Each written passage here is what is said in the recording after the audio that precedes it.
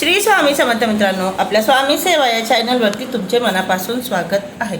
मित्रांनो, आज दुपारी 12 वाजेपासून 12:20 अमावस्या चालू झालेली आहे आणि आजची ही जी अमावस्या आहे ते उद्या सोमवार सकाळी 8:20 8:30 वाजेपर्यंत असणार आहे. तर आजची ही जी अमावस्या आहे ती उद्या पण असणार आहे, त्यामुळे आपल्याला सगळ्यांनाच माहिती आहे की ही सोमवती अमावस्या असणार आहे. तर बघा, आपण महिनाभर विष्णूजींच्या खूप सेवा केल्या, ज्यांना जशा जमल्या त्यांनी तशाच सेवा केल्या, जशा होतील तशा प्रत्येकाकडून, छोट्या मोठ्या ज्या असेल त्या. पण आपण महिनाभरामध्ये आपण प्रत्येकाने काही ना काही सेवा ह्या केलेल्या आहेत. तर आता आहे अधिक मास, पुरुषोत्तम मासचा अधिक मास किंवा पुरुषोत्तम मासची सांगता करण्याची वेळ, कारण की महिना आता संपत आहे. तर सांगता म्हणजे बघा, आपण कोणतंही व्रत वैकल्य केलं तर काहीही कसलेही संकल्पयुक्त सेवा केली तर आपण त्याचं उद्यापन करतो किंवा सांगता करतो. त्याच प्रकारे आपल्याला करायची आहे अधिक महिन्यात केलेल्या सेवांचं उद्यापन सांगता. तर ती कशा प्रकारे करायची, तर बघा, तसं तर अमावस्येला दर महिन्याच्या अमावस्येलाच आपण आपल्या पितरांची सेवा करत असतो. अमावस्येला आपण आपल्या पितरांचं तर्पण करू शकतो, हे बहुतेकांनाच माहिती असेलच. पण ज्या काही अशा विशेष अमावस्या असतात तेव्हा आपण आवर्जून आपल्या पितरांचं तर्पण म्हणा, पितरांची सेवा म्हणा, आपण करायला पाहिजे मित्रांनो. आता कारण की बघा, आपण स्वतःसाठी नेहमीच जगत असतो, आपल्या कुटुंबासाठी नेहमीच काही ना काही करत असतो, देवांच्या पण सेवा आपण नेहमीच करत असतो, परंतु पितरांची जी सेवा आहे मित्रांनो त्यासुद्धा आपल्याकडनं झाल्या पाहिजेत.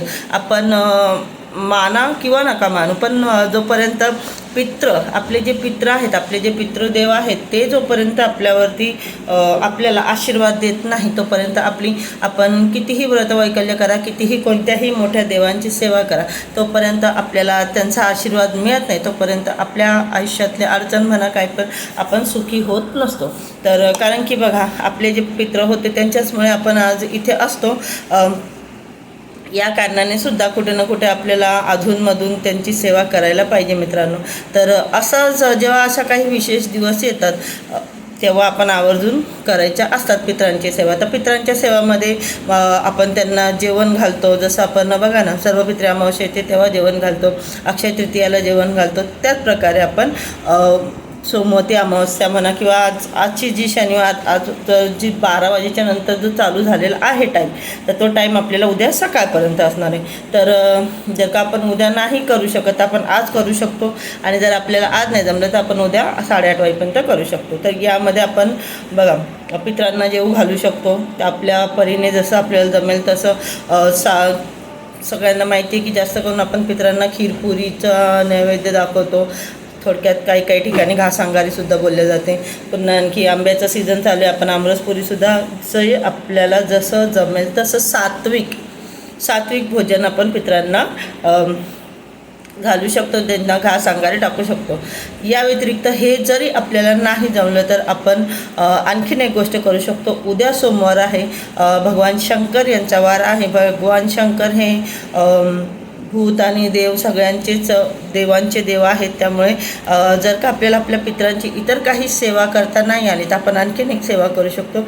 1 लोटा जल घेऊन आपण त्यामध्ये काळे तीळ मिक्स करून आपण भगवान शंकर यांच्या पिंडीवरती चढवू शकतो. ते सुद्धा आपली जी सेवा आहे ते आपल्या पितरांनाच लागू होणार आहे. या व्यतिरिक्त ते जरी नाही जमलं तरीही आणखी बघा, मुंग्यांना साखर टाकणे, जसे पाण्यामध्ये मच्छी असते, पाण्यातल्या मच्छ्यांना पिठाचे गोळे वगैरे पाण्यामध्ये सोडणं, ही सुद्धा सेवा आपल्या पितरांनाच लागू होते. तर अशा प्रकारे आपण आपल्या पितरांची सेवा करू शकतो. हे झालं पितरांचं. पण त्याच्यानंतर आपल्याला आणखीन एक सेवा करायची आहे, 33 दिव्यांचं दान. हे तुम्ही पण ऐकून असाल मित्रांनो. ते आता महिनाभर आपण खूप सेवा केल्या, त्यात आणखीन ही जी सेवा आहे ती आपली शेवटची सेवा असणार. 33 दिव्यांचं दान म्हणजे आपल्याला जर का तांब्याचे दिवे जर भेटले तर आपण तांब्यांचे ते छोटे छोटे दिवे मिळतात. 33 दिवे म्हटलं तर खूप मोठे मोठे दिवे नसतात मित्रांनो. स्पेशली ते बाजारामध्ये पण पूजेचं सामान आपण जिथून आणतो ना तिथे पण भेटतात हे दिवे. तर जर का आपल्याला ते नसतील जमत आणणं तर आपल्या घरामध्ये आपण जे गव्हाचं पीठ आहे आपण त्याचेसुद्धा 33 दिवे आपल्या अंदाजाने छोटे छोटे दिवे बनवून त्याच्यामध्ये फुलवाती ठेवून त्यांना आपण जर आपल्या जवळपास विष्णूजींचं मंदिर असेल, जर भगवान शंकर यांचं मंदिर असेल किंवा श्रीकृष्णाचं मंदिर असेल किंवा श्रीराम यांचं मंदिर असेल, आपण तिथं जाऊन ते 33 दिवे दान करणं म्हणजे तिथे जाऊन ते 33 दिवे आपल्याला लावायचे आहेत आणि ते 33 दिवे जळेपर्यंत आपण तिथे बसून ओम भगवते वासुदेवाय नमः हा जो विष्णूजींचा मंत्र आहे त्या मंत्राचा आपण जाप करू शकतो. तर का आपण भगवान शंकर यांच्या मंदिरात ते दान करतोय तर आपण भगवान शंकर यांच्या मंत्राचा जाप करू शकतो. जर आपण देवीच्या मंदिरात ते दिवे दान करते तर आपण ओम ऐं ह्रीं क्लीं चामुंडाय विच्चे हा माताचा नवारण मंत्राचा जाप आपण करू शकतो 10-15 मिनटापासून आपण. तर अशा प्रकारे आपण मित्रांनो 33 दिव्यांचं दान करू शकतो आणि केलंच पाहिजे. आपण महिनाभर इतक्या सेवा केल्या आहेत. आणखीन एक सेवा हे आपल्यासाठी ते चांगलं असणार आहे मित्रांनो. याचं पुण्यफळ आपल्यालाच मिळणार आहे. आणि ज्यावेळी आपण हे दीपदान करत असतो त्यावेळी आपल्याला देवाला काहीच मागायचं नाही. फक्त देवाला आपल्याला इतकंच बोलायचं आहे की एवढ्या महिन्याभरामध्ये ज्या काही आमच्याकडनं तोडक्या मोडक्या वेड्या वाकड्या छोट्या मोठ्या सेवा झालेल्या आहेत त्या गोड मानून घ्या आणि आमच्या कुटुंबाला सुखी समाधानी ठेवा.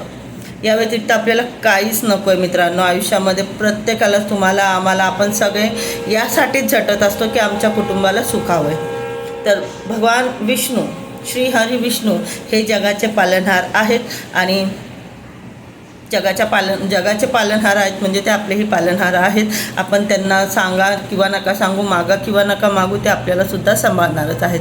ते त्यांना आपल्याला सांगायची काहीच गरज नाही. तर आपल्याला यावेळी फक्त त्यांना धन्यवाद बोलायचा आहे, या व्यतिरिक्त काहीच नाही. जर का तुम्हाला हा व्हिडिओ आवडला असेल, माझ्याकडनं मिळालेली माहिती आवडली असेल तर प्लीज चॅनलला फॉलो करा, सबस्क्राईब करा, कॉमेंट करा आणि लाईक शेअर करा. भेटूया पुढच्या व्हिडिओत. श्री स्वामी समर्थ मित्रांनो.